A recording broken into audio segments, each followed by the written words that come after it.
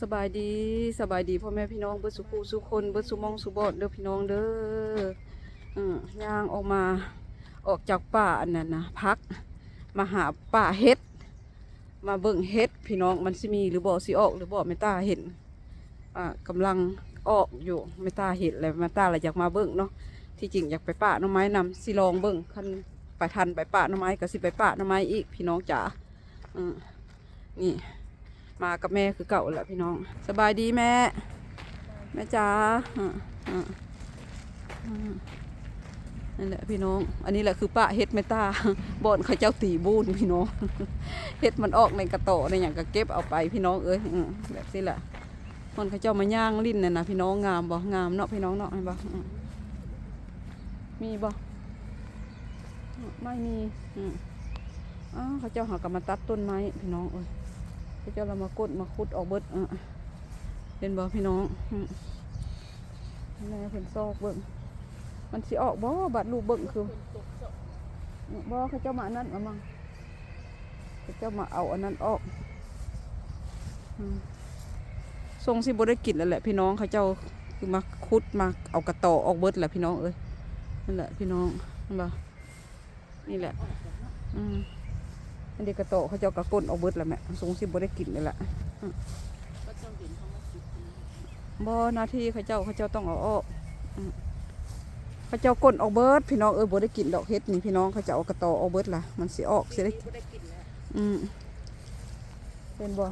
กระต่อมันธรรมดาหันกระต่อมันเขาเจ้าก้นออกเรียบร้อยพี่น้องจ๋าเห็นบ่กระต่อเฮ็ดไม่ตาบ่ได้กินพี่น้องนั่นแหละพี่น้องบ่ได้กินเฮ็ดพี่น้องบ่อนเขาเจ้ามาย่างลิ้นนะพี่น้องไม่ตากับมาย่างลิ้นนำกับมาเก็บเฮ็ดนำพี่น้องเฮ็ดมันออกในกระต่อมันออกหลายดีได้พี่น้องขันหยาบออกนะสอบไม่รู้คือเก้าเบิ่งอยู่นี่บ่ได้แล้วก็สิเข้าป่าหน่อไม้พี่น้องเบิ่งดอกหญ้าก็งามเนาะพี่น้องเนาะเห็นบ่ดอกหญ้าเจ้าก็งามคักเขาเจ้าก้นเอาเบิดอีหลียังเหลือไว้แต่หากมันนะคะมันออกน้ำหากก็สิได้กินเฮ็ดนี่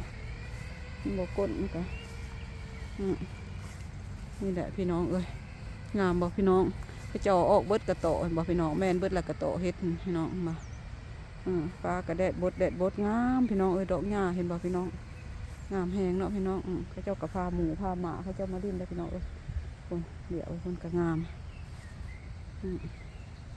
ธรรมชาติเนาะพี่น้องเนาะดอกหญ้าเขาเจ้ายังบ่ได้ตัดดอกหญ้าพี่น้องงามดอกอันนั้นนะเขาจะเนี่ยปีซังรีบูบ่มันจังไดเกาะตาว่าบุถือก็ขอโทษด้วยพี่น้องอันนั้นดอกอันที่ว่ายังภาษาไทยเขาจะยังเนาะภาษาไทยภาษาลาวเขาฟันสิงโตแม่เนาะพี่น้องแควสิงโตนะดอกหญ้าดอกแควสิงโตงามบ่พี่น้องนี่แม่เพิ่นกระเลาะนำกระโตบ่มีเลยพี่น้องคือสิบ่ได้กินแล้วแหละพี่น้องเฮ็ดนี่แล้วก็สิแปวหน่อไม้เพราะว่าขี่รถไก่มาเห็นป่าหน่อไม้มันออกพี่น้องอันนั้นกำลังผู้ดีแกงนะออกผู้ดีไข่ฝ่ามือไข่ซอกนี่พี่น้องแม่ตาก็สิไปเบิ่งป้าแม่ตาเคยเอาแล้วค่ะมันออกก็ได้บ่ออกแล้วก็บ่ได้เนาะพี่น้องเนาะถ่ายเอาดอกหญ้าคนแม่พี่น้องเบิ่งพี่น้องดอกหญ้าที่เกิดตามธรรมชาติพี่น้องจ๋าพวกเจ้าตึกเบ็ดตึกกลางก็มีเห็นบ่งามแห้งนี่แหละพี่น้องงามเนาะพี่น้องเนาะ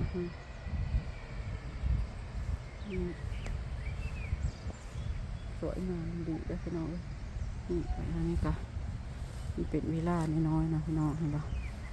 บ่อนเขาเจ้าอยู่นี่กะเนาะพี่น้องมันบังต้นไม้พี่น้องแม่เพิ่นซอกเฮ็ดบ่ออกพี่น้องไม่มีเฮ็ดสักดอกเลยคุณแม่เพิ่นว่าพี่น้องบ่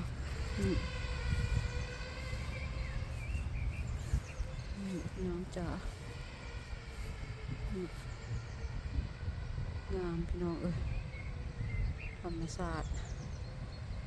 ดอกหญ้าก็งามเนาะเขาเจ้ายังบ่ได้ตัดหญ้า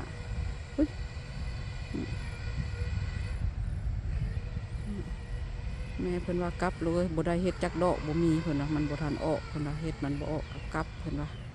กลับก็กลับได้เนาะพี่น้องเนาะเห็นบ่งามดอกหญ้างามบ่พี่น้อง พี่น้องคนก็มาย่างลิ้นร้ายพี่น้องในบ่อนเขาเจ้าย่างลิ้นขนาดเนาะพี่น้องนั่นแหละ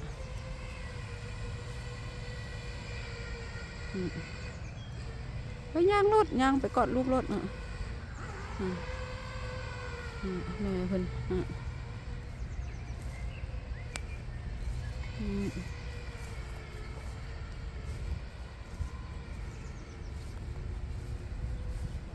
นี่แหละพี่น้องย่างเมื่อแล้วไปปะหน่อไม้บัดนี้พี่น้องเฮ็ดบ่ได้ก็ไปปะหน่อไม้ได้บัดนี้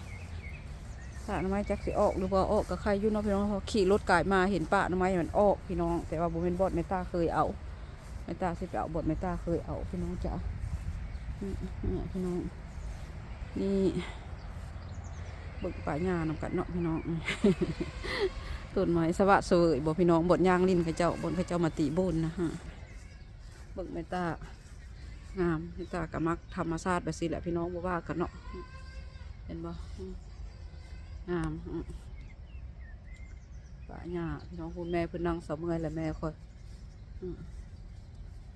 นั่งเสาเมื่อยแล้วคุณแม่นั่ง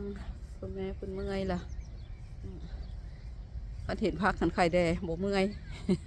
คันโบเห็นพักแล้วกับเมื่อยนั่งเสาโฮบเลยแม่คอยนั่นแหละพี่น้อง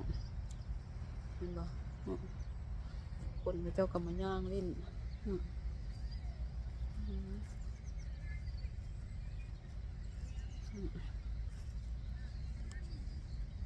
เมื่อยบ่แม่กันเห็นพักเห็นน้ำไม้ไข่แดงโบเมื่อยบ่กันเบิดพักเบิดหน่อไม้แล้วกับเมื่อยเนาะกับบ่มีพักบ่มีหน่อไม้แล้วกับเมื่อยกับมานั่งเสาเมื่อยอยู่นี่พี่น้องจักสิไปลิ้นทางใดเนาะกับแม่ก็ได้ยังไปเอาหน่อไม้ก่อนบ่ไปเอาหน่อไม้มันสิค้ำก่อนบ่แม่เพิ่นว่าเพิ่นอยากได้หน่อไม้ได้แม่ก็ได้นั่นแหละพี่น้องต้นไม้เขาเจ้ากกไม้เขาเจ้าก็งามเนาะพี่น้องเนาะบ่มีอย่างดอกพี่น้องคลิปนี้ก็ได้แม่ตาก็ว่าตั้งใจสิมาเบิ่งเฮ็ดแต่มันบ่มีเฮ็ดแล้วก็สิมาอันน่ะก็สิกลับไปหาป้าหน่อไม้บัดนี้พี่น้องเพราะว่าแม่ตาก็เห็นขี่รถก่ายก็เห็นเฮ็ดอย่างว่าสวนแม่มาเบิ่งแล้วบ่มีพี่น้องมันบ่ออกในเมื่อมันบ่ออกแล้วก็ไปหาเก็บหน่อไม้ต่อเนาะพี่น้องเนาะไปเบิ่งหน่อไม้คันหน่อไม้บ่ออกก็บ่ได้พี่น้องก็บ่ได้กินบ่อนเขาเจ้าตีบุญตีอันนั้นไปต้องบอกเขาจะเอิ้นหยังนั่นเนาะพี่น้องยางไปพูนรถกระจอดอยู่พุ่นแหละพี่น้อง